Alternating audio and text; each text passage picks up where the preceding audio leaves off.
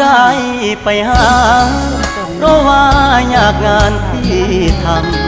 ำบ่ได้ใจดำยังคิดนำตัวน้องคือเก่าบ่ได้เปลี่ยนไป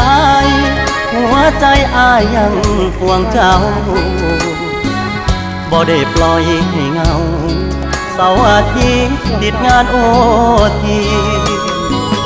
ได้แต่โทรหาน้องคงจะไม่ว่ากัน